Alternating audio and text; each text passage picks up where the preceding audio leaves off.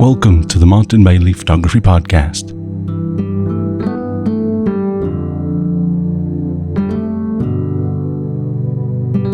It's December 30, 2020, and this is episode 728.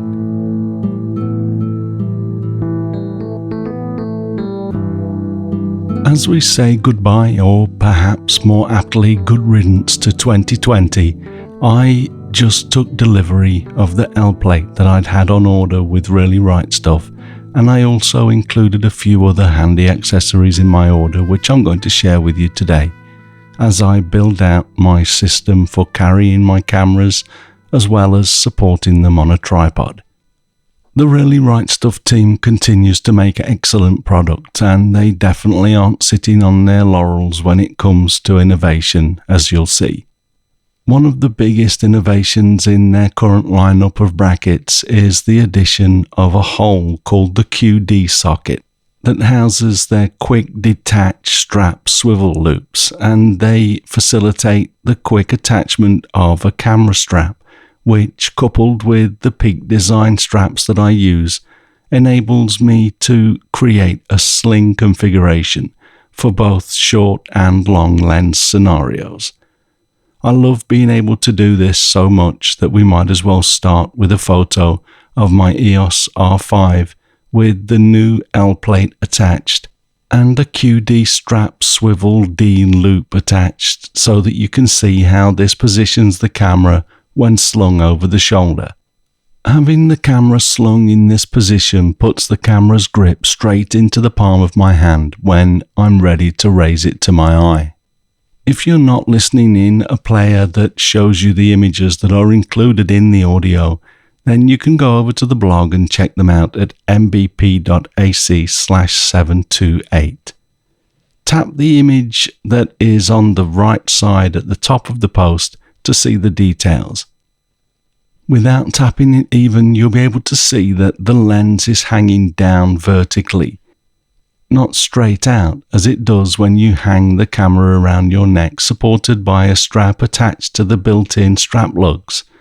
This is important because it not only means that the camera falls more comfortably into the hand, it also makes it less likely to bang the camera and potentially the front of the lens as you walk around. I should mention that I am paranoid about things potentially going wrong. I do occasionally check to ensure that the lens is not working loose, but I've never noticed a lens doing that. I did have the body fall off a lens when using the black rapid strap attached to the lens a couple of times actually, but that was probably more a design flaw in the older Canon bodies rather than the strap system. Still, it wasn't great, and that's why I started to do things like thread a long camera strap base through the black rapid straps. But now that I'm using the Peak design straps and their smaller loops, I'm preventing the possibility of this happening by slinging longer lenses, how you can see in this next image. As you can see, I bought two QD strap loops so that I could create this sling configuration as well, attaching one to the L plate and the second to an L85 lens plate, which I also just bought for the RF 100 to 500mm lens, and that also has the new QD socket, both on the front and the back of the plate. I could, of course, put both QD strap loops into the plate on the lens, but that then leaves my camera free to fall to the ground if it should come loose, as my old 1D Mark IV did. I actually think that the RF mount is probably less susceptible to that kind of rotation, and I recall hearing that Canon has made improvements in this area, but I like to cover my bases, and so I attach one loop to each piece of equipment. That also means that both are being pulled up from their bases, and that removes any force that could potentially cause the camera to rotate anyway. And again, this puts the camera's grip in the palm of my hand as I sling this over my body. I generally have the strap over my left shoulder with the camera hanging down on my right side, and it works really well in this configuration. The D-loop itself is an ingenious little invention, and they are incredibly strong. The RRS website quotes both £450 and £300 of pull pressure for these devices, and although I imagine one number is for the D-loop itself and the second for the main attachment, it doesn't really clarify which it is, but either way, £300 is the lower of the two, and that is more than enough for me to not worry about this coming loose unintentionally. Also, both to insert and release the QD strap loops, you have to press the central column, and there is no way that you could do that accidentally while supporting the camera. The D-loop on B&H is just $12, but I should note that if you wanted to feed a flat strap directly through the loop, as opposed to the Peak Design loop that I'm using, there is a low-profile loop also available, although that's $29, but it is more suitable if you're using a flat strap.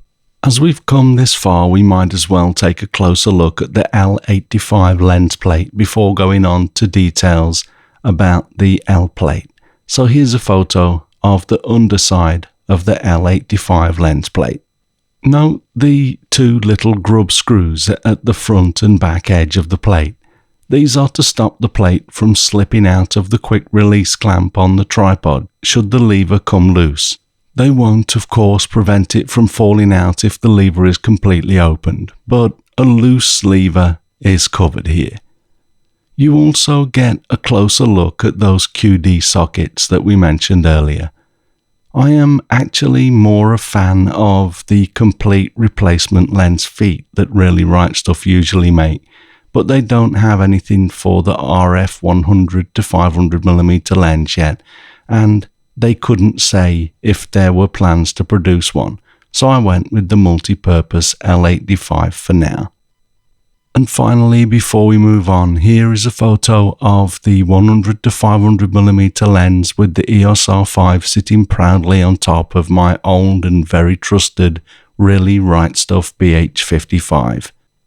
It's a bit beaten up, and I have to admit to cloning out a few scratches in these photos, but after more than 12 years of use, I have no reason to replace this workhorse ball head. Okay, so let's take a look now at the new L plate, which is designed for use with both the Canon EOS R5 and the R6, and this again has a number of innovative improvements. The first, as I've mentioned, is the QD socket to enable the attachment of the QD loop, and the other thing is the addition of the sliding plate that you can see in this next image of the underside of the L plate.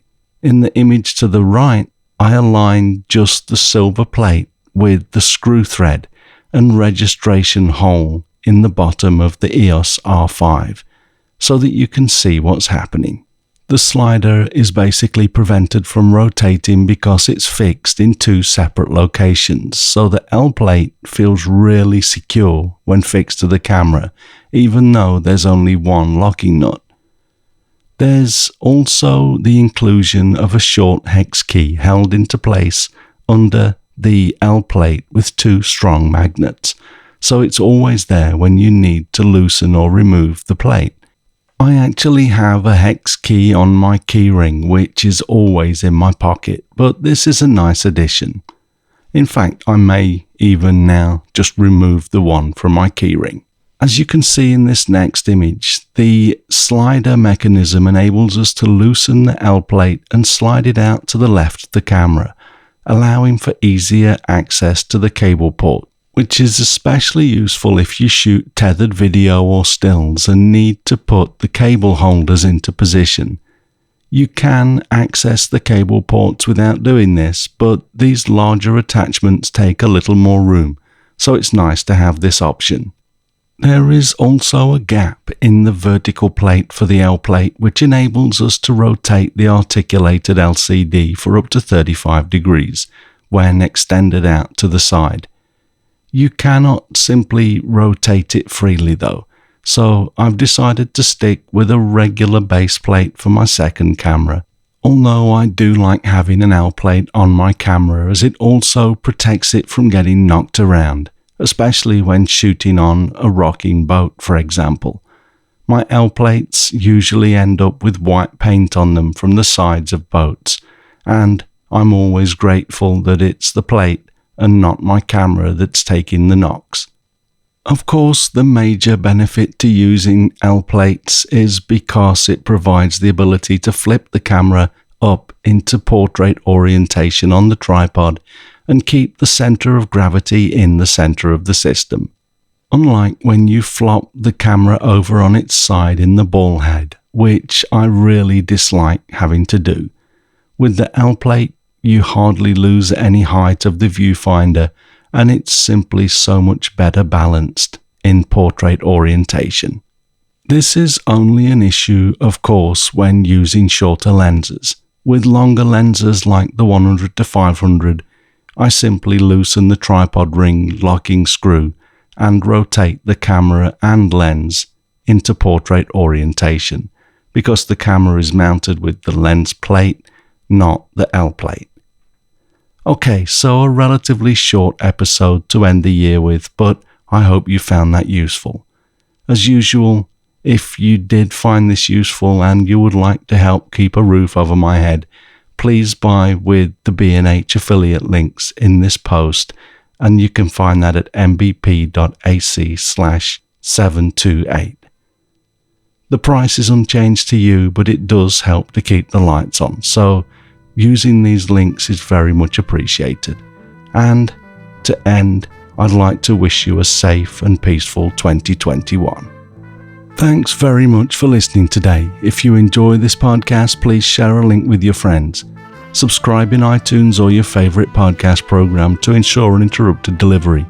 If you have a moment to rate the podcast or leave us a review in iTunes, that helps to keep us relevant in the huge number of podcasts out there now. You can find me on Instagram, Facebook, Twitter and LinkedIn, and links to everything that I'm up to are at martinbaileyphotography.com, so do drop by and take a look. I'll be back next week with another episode, but in the meantime, you take care and have a great week, whatever you're doing. Bye-bye.